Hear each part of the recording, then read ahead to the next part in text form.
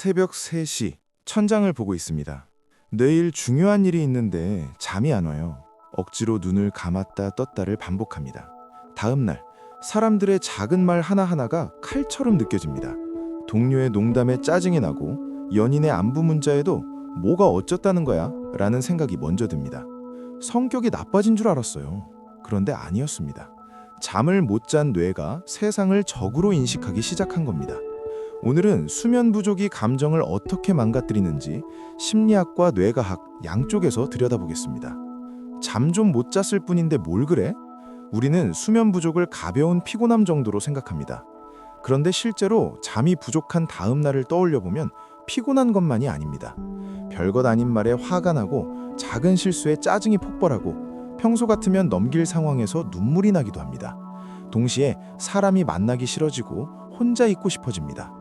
이건 성격의 문제가 아니라 수면 부족이 감정을 처리하는 뇌의 시스템 자체를 무너뜨리기 때문입니다. 오늘은 이 구조를 3가지로 나눠서 살펴볼게요. 첫 번째 심리 구조는 감정 조절 능력의 붕괴입니다. 우리가 일상에서 감정을 조절한다는 건 자극에 대해 적절한 수준으로 반응하는 것을 의미합니다.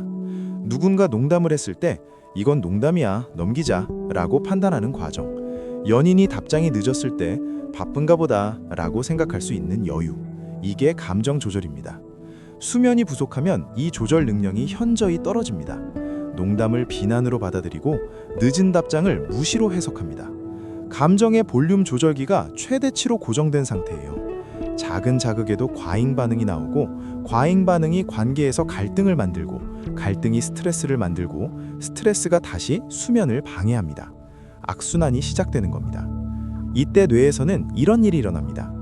UC 버클리의 매튜 워커 교수 연구팀은 하룻밤만 잠을 못 잔 사람의 뇌를 fMRI로 촬영했습니다. 결과는 충격적이었어요. 감정을 담당하는 편도체의 반응이 정상 수면을 취한 사람보다 60%나 증가해 있었습니다. 편도체는 위협을 감지하고 공포, 분노, 불안 반응을 일으키는 뇌의 경보 시스템이에요. 동시에 감정을 조절하는 전전두엽과 편도체 사이의 연결이 현저히 약화되어 있었습니다. 전전두엽은 이건 위험하지 않아, 진정해 라고 편도체를 달래는 역할을 합니다. 쉽게 비유하면 전전두엽은 감정의 브레이크이고 편도체는 감정의 가속 페달입니다. 잠을 못 자면 가속 페달은 60% 더 세게 밟히는데 브레이크는 끊어진 상태가 됩니다. 예민해진 게 아니라 뇌의 브레이크 시스템이 오프라인이 된 겁니다. 두 번째 심리 구조는 부정 편향의 강화입니다. 인간의 뇌는 원래 부정적 정보에 더 민감하게 반응하도록 설계되어 있습니다. 생존을 위해 위협을 빠르게 감지해야 했으니까요. 이걸 심리학에서는 부정 편향이라고 부릅니다. 수면이 충분할 때는 전전두엽이 이 편향을 적절히 조절합니다. 저 사람이 나를 쳐다본 건 적이가 아니라 그냥 눈이 마주친 거야. 그런데 수면이 부족하면 이 조절이 안 됩니다. 모든 자극이 부정적으로 해석되기 시작합니다. 중립적인 표정이 화난 얼굴로 보이고 평범한 말이 공격으로 들립니다. 세상이 나에게 적대적으로 느껴지는 건 세상이 변한 게 아니라 수면 부족이 뇌의 해석 필터를 바꿔놓았기 때문입니다. 이때 뇌에서는 이런 일이 일어납니다. 수면이 부족한 상태에서는 코르티솔, 즉 스트레스 호르몬의 분비가 증가합니다. 코르티솔이 높아지면 편도체의 민감도가 더욱 올라가고 전전두엽의 기능은 더 떨어집니다. 그래서 수면 부족이 하루 이틀이 아니라 만성이 되면 뇌는 상시 경계 모드에 들어갑니다. 마치 언제 공격받을지 모르는 상태처럼 모든 자극에 과잉 반응하게 됩니다. 한 연구에서는 수면이 부족한 커플이 갈등 상황에서 대화할 때 정상 수면을 취한 커플보다 코르티솔 수치가 유의미하게 높았습니다. 잠을 못 자면 싸움이 잦아지는 건 감정이 격해져서만이 아니라 뇌의 스트레스 시스템이 이미 과부하 상태이기 때문입니다.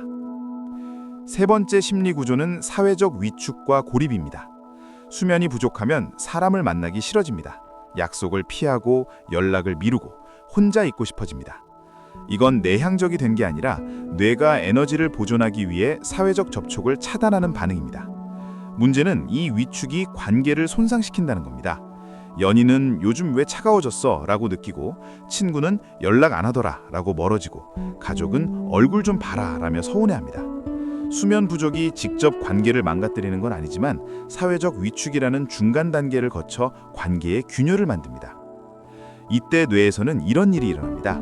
UC 버클리의 에티 벤 사이먼과 매튜 워커 교수의 연구에 따르면 수면이 부족한 사람의 뇌에서는 사회적 접근을 담당하는 영역의 활동이 감소하고 사회적 위협을 감지하는 영역의 활동이 증가했습니다. 쉽게 말하면 잠을 못 자면 뇌가 사람을 만나고 싶은 존재가 아니라 경계해야 할 존재로 분류하기 시작하는 겁니다. 그리고 이 연구에서 가장 놀라운 발견은 수면 부족인 사람과 대화한 상대방도 외로움을 느끼기 시작했다는 겁니다. 수면 부족이 만드는 사회적 위축은 전염됩니다. 나의 잠 부족이 나를 고립시키고 그 고립이 내 주변 사람들까지 외롭게 만드는 구조입니다. 여기서 세 가지 구조를 연결해 보겠습니다.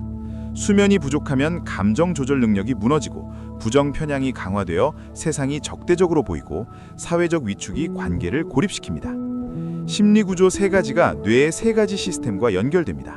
편도체 폭주와 전전두엽 이탈, 코르티솔 과부와 사회적 접근 회로의 비활성화. 수면 부족은 단순히 피곤한 게 아니라 감정뇌의 전체 운영 체제가 오작동하는 상태입니다. 그러면 왜 잠을 못 자면 감정 기억이 정리되지 않는지도 설명됩니다. 우리가 낮 동안 겪은 감정적 경험은 밤에 잠을 자는 동안, 특히 REM 수면 단계에서 처리되고 정리됩니다. 매튜 워커 교수는 이걸 밤사이 치료라고 표현했어요. REM 수면 동안 뇌는 감정적 기억에서 감정의 날카로운 끝을 깎아냅니다. 그래서 낮에 속상했던 일도 자고 나면 한결 나아지는 겁니다. 그런데 수면이 부족하면 이 밤사이 치료가 일어나지 않습니다. 어제의 감정이 정리되지 않은 채 오늘로 넘어오고 오늘의 감정 위에 쌓입니다. 감정의 쓰레기통을 비우지 못한 채 매일 새 쓰레기를 넣는 상태예요. 그래서 만성 수면 부족인 사람은 감정이 점점 무거워지고 작은 일에도 폭발하게 됩니다. 한 가지 장면을 그려볼게요. 지원이는 최근 한 달째 6시간 이하로 자고 있습니다. 프로젝트 마감이 겹쳤거든요. 처음엔 그냥 피곤했습니다. 그런데 2주차부터 이상한 변화가 시작됐어요.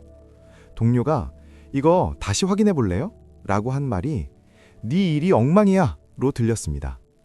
연인이 "오늘 피곤해 보여" 라고 한 말에 "그래서 뭐 어쩌라고" 라고 쏘아붙였습니다. 친구의 모임 초대를 3번 연속 거절했고 주말에는 종일 누워있으면서도 잠은 오지 않았습니다. 심리학적으로 보면 지원이의 감정 조절 능력이 만성 수면 부족으로 무너진 상태입니다. 부정 편향이 강화되어 중립적 말을 공격으로 해석하고 사회적 위축이 시작되어 관계에서 물러나고 있습니다. 뇌과학적으로 보면 편도체가 과활성화된 상태에서 전전두엽이 이를 제어하지 못하고 코르티솔이 만성적으로 높아진 상태이며 REM 수면 부족으로 감정 기억이 매일 정리되지 않은 채 누적되고 있습니다. 지원이의 성격이 나빠진 게 아닙니다. 뇌가 수면이라는 충전 없이 감정을 처리하려 하고 있는 겁니다. 지금 잠깐 떠올려 보세요. 최근에 별것 아닌 일에 과하게 반응한 적이 있나요? 그때의 수면 상태는 어땠나요? 사람 만나기가 귀찮아지고 혼자 있고 싶은 날이 많아진 건 언제부터인가요? 그 시점과 수면이 줄어든 시점이 겹친다면 지금 겪고 있는 감정의 문제는 성격의 문제가 아닐 수 있습니다. 스스로에게 물어보세요. 하나, 최근 일주일간 평균 수면 시간이 7시간 미만인가? 둘, 별것 아닌 말에 짜증이나 화가 자주 나는가? 셋, 평소보다 사람 만나는 게 귀찮아졌는가? 넷, 자고 일어나도 개운하지 않고 감정이 무거운가? 다섯, 잠들기 전에 생각이 멈추지 않는가?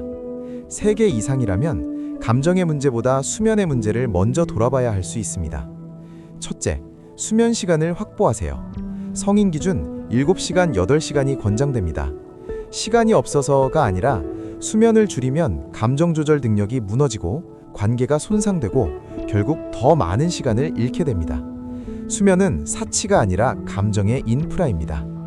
둘째, 잠들기 전 자극을 줄이세요. 스마트폰 화면의 블루라이트는 멜라토닌 분비를 억제합니다. 잠들기 1시간 전에 화면을 끄는 것만으로도 수면의 질이 달라집니다. 셋째, 감정이 과하게 올라올 때 지금 내가 잠을 충분히 잤나?를 먼저 점검하세요. 이 한 가지 질문이 감정적 폭발을 자기 탓이 아닌 수면 부족의 신호로 재해석하게 해줍니다. 재해석만으로도 과잉 반응을 한 박자 늦출 수 있습니다. 넷째, 만성 수면 부족이라면 주말에 몰아자는 것으로는 회복되지 않습니다. 평일 수면 시간 자체를 늘려야 합니다. REM 수면은 수면의 후반부에 집중되어 있어서 6시간 자는 것과 8시간 자는 것은 REM 수면량에서 큰 차이가 납니다. 감정 정리가 일어나는 시간은 바로 이 후반부 REM 수면입니다. 다섯째, 수면 문제가 2주 이상 지속된다면 전문가와 상담하세요. 수면 장애는 의지의 문제가 아니라 신경계의 문제일 수 있습니다. 도움을 받는 건 약한 게 아니라 뇌에게 회복할 기회를 주는 겁니다. 잠을 못 자면 예민해지는 건 성격이 나빠서가 아닙니다. 심리학적으로는 감정 조절 능력이 무너지고 부정 편향이 세상을 적대적으로 왜곡하고 사회적 위축이 관계를 고립시킵니다.